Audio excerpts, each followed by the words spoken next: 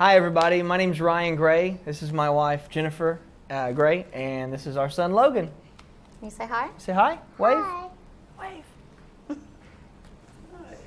Logan is awesome. Logan is 5 years old.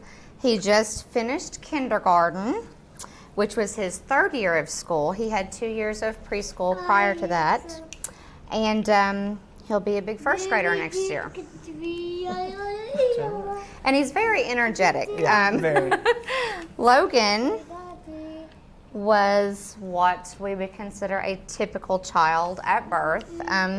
We started noticing around the age of 13 months that he was losing some skills. He was no longer talking or looking people in the eye, and when I would take him to daycare, because I was in school full time at that time, I would drop him off and he would go to a corner, and then I would pick him up and he would be in that corner. And that's when I kind of started thinking that something was going on.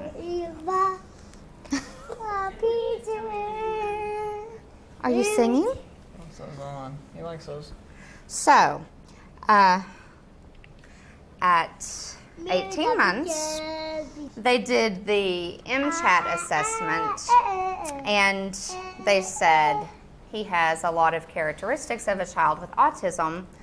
You may want to have him evaluated somewhere. And they went ahead and referred us to First Steps at that time. And First Steps came to our home and did an assessment, and they agreed with the pediatrician that there were a lot of characteristics of autism. And so we started First Step services. And those were the people that came into our home. They were very nice, but I just don't feel like we had the amount of time that we needed to focus on Logan's deficits. And we did go ahead and try to get him evaluated at a hospital that specialized in autism. And so Logan was officially diagnosed with autism at the age of 22 months. Which isn't very typical. They said they usually diagnose kids about 2 years, 24. So he was 2 months short, but his doctor said that he was on track and fit the description pretty well. So they went in and gave him his diagnosis then. And then that's when the big journey started, I guess, of figuring out the mystery that was what our son had. It took a lot of It took a lot of trial and error. I think he was my first son or first child, so it's I didn't know what to expect at all, and so having a previous child, she was a little more in the know about what was going on and what shouldn't be going on, but I just assumed a lot of stuff what he was doing was typical, and then you come to find out he's autistic, and you go, oh well, okay, now what do I do? Mm-hmm. And so you read and you ask people, and it's just it's hard to get the information you need or could find. We had to really, really dig, but I think the best thing we ever done for Logan was ABA, Applied Behavior Analysis, and I actually had to get certified to teach that through University of Massachusetts because living in rural Kentucky, it was not available. And so luckily I already had the credentials that I had to have to enroll in those classes, and I was able to take the knowledge that I gained through that and apply it toward our son. And there's no doubt in my mind that he wouldn't be where he's at today without us using applied behavior analysis. Because there was a time when, and it wasn't that long ago, he would bang his head against the wall, scream and cry and hit people in the face. And it wasn't because he was in pain or he was upset. It was because he didn't know how to communicate his wants or needs to people. And once he began to realize, hey, I don't have to bang my head or I don't have to kick people to get what I want, life has been so much easier. It's still still kind of a journey for sure. It's still chaotic, But it's certainly, at least he's not beating himself and beating us up every day now. And I certainly think he's happier now. Absolutely. Read and research and reach out to people who have children with autistic or autistic disabilities. Just because they're going to give you pointers and stuff that doctors aren't really going to know. I mean, we had to do so many things of just, like I said before, trial and error of getting something fixed with him that we know what works with him now that a doctor may or may not be able to tell us. Like, well, you can try this or try this or try that, but your child's going to be different than my child and so on and so forth. And until you get those pinpointed aspects, you don't know what you're dealing with. So once you get an idea of, okay, well, my kid likes this, well, if I use this as a reward for this, maybe this will work. And that's helped fantastic. So I would definitely say reach out. Facebook's been great for my wife. Just to reach out to find other people, I guess, to find people in your situations. I wish, if I could have one wish, I wish that when they first suspected that something was different about our son, that they would have had a packet for us that would have had some information. Because unfortunately, I have learned if someone doesn't specialize in the area of autism, they have questions. And after our son's diagnosis, I've actually been contacted by several physicians in our area, and they have asked my advice on certain aspects. And, just what do you think I should tell this family? And their children's not in school yet. What do you think I should tell them? And I think a lot of families, they're so scared of getting that initial diagnosis, and they don't realize that early intervention is key when it comes to autism. The sooner they recognize it and they accept it, I too. the sooner they're going to see changes in their children. And I truly believe that. It works out sometimes because, at first you say, God, why is this happening to me? I'm a good person. Why is this happening to me? And I had just graduated with my teaching degree 2 weeks prior to Logan's diagnosis, so I thought, why have I worked so hard if this was going to happen to me? And now I know because of this little boy, my career has been moved in a completely different direction. And the service providers, so First Steps, saw how I worked with him and how dedicated I was. And the next thing I know, they're saying, would you like to sit on this council with us? Information like that should be in schools too, because they can slip by physicians, and I know doctors aren't going to pinpoint every little thing, or they're going to come up with 100 things that aren't what the deal is. And a teacher is going to have that one-on-one aspect with the child more so, and I think that if they've got that more detail about it, if they can have that information to pass out to parents, it's going to be a little harder coming from a teacher, I think, but at the same time, if that's going to help a child later on, I think that'd be ideal for everybody. I've learned not to compare my son to other children his age. I've learned to just look at him and say, that's Logan. Because if I start comparing him to other children, it's every day is going to be a bad day. But you just have to look at him and see him as his own person. And I think to describe a bad day, it's you don't have any hope. It's just that one thing, and it's over and over and over, or several things all at once, and it's just, I can't do this. This is too much. I don't know what I'm doing. Because there's no manual that comes with a kid when they're born, and there's certainly not one that comes for when they're diagnosed with autism or what have you. And you go, what am I doing wrong? What do I need to do that's right? And there'll be days where he is just, he won't listen. You can't get him to sit still. He'll run and throw things and just make a mess of everything. You can't get him to focus and say, listen, just calm down. And there's been times where he knows he's agitating you, and he likes that reaction. He wants that reinforcer, and you just get so frustrated, and it's just you don't know what to do. And every parent out there needs an outlet.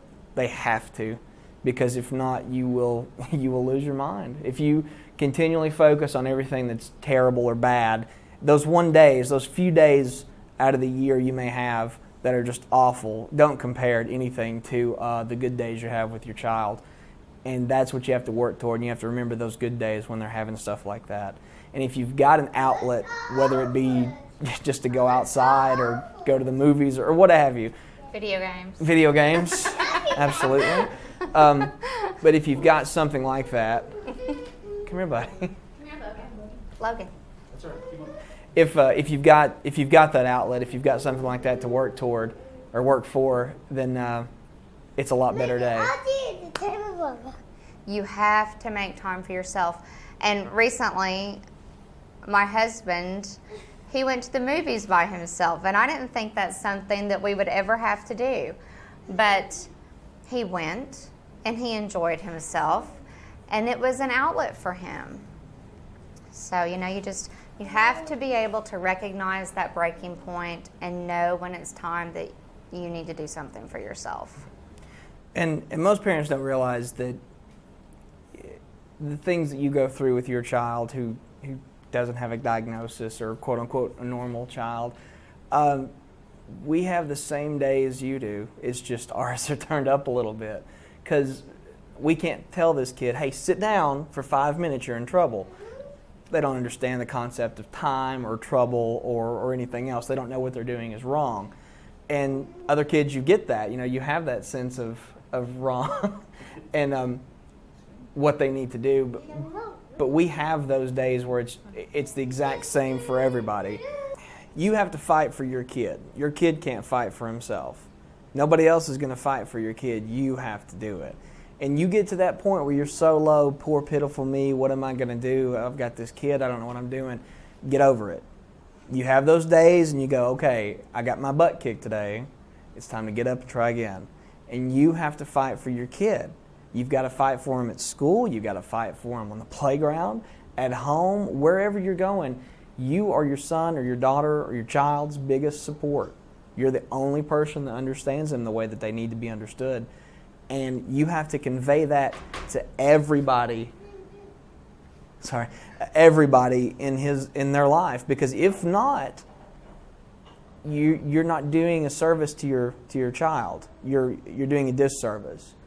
You've got to fight for you, and that's making that kid do things that he doesn't want to do, so he gets over that.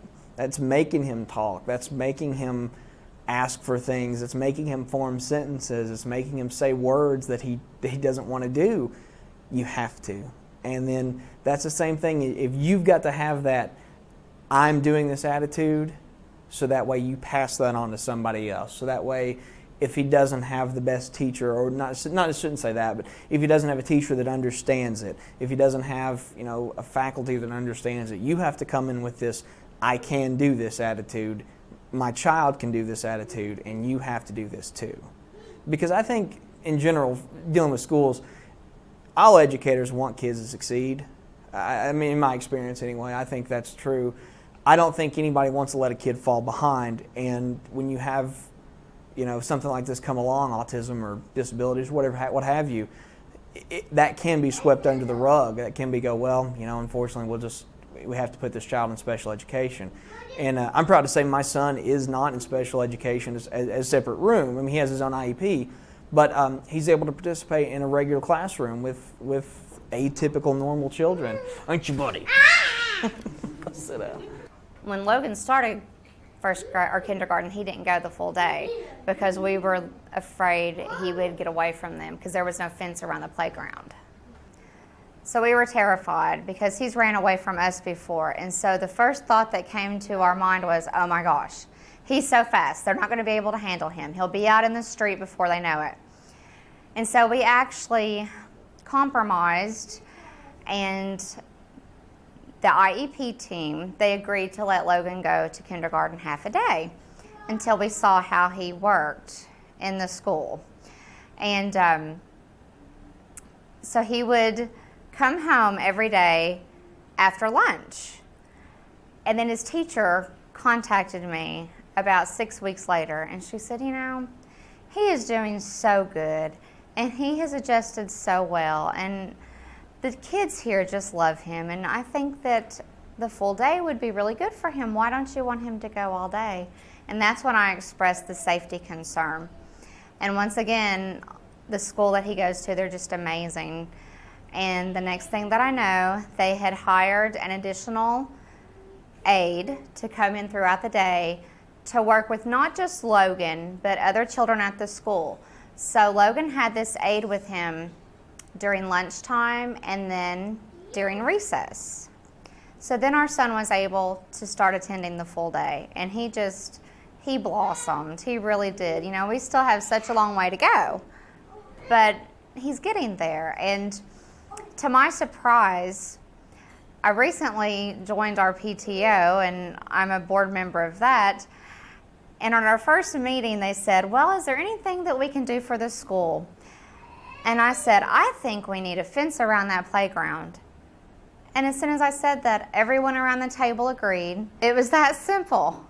All I had to do was go to a PTO meeting and say, we need a fence around the playground. And so now we're raising funds to put a fence around the playground. And sometimes it's something that simple. Just getting involved in your community, in your school programs, and letting your voice be heard. The day that we received our son's diagnosis was one of the worst days of our life. And it was just, everything snowballed that day. It was a terrible day. I can remember it like yesterday. And although you're always going to mourn this child that you had envisioned that you were going to have. And I think it was especially hard for my husband because he had all these big plans for his little boy. And things have changed. And one day after I had cried all that I could cry, I said, you know what? Because he was having a down day, my husband, I said, we can either sit here and we can cry about this, or we can get up and we can do something about it. And I'm going to do something about it. And that's what I did. And I contacted my local library, and they were kind enough to order every book about autism that I asked them to order. And I had a stack of probably 20 or 30 books, and I just jumped into them. And it can be done. It can be done, but you can never forget that you are your child's advocate.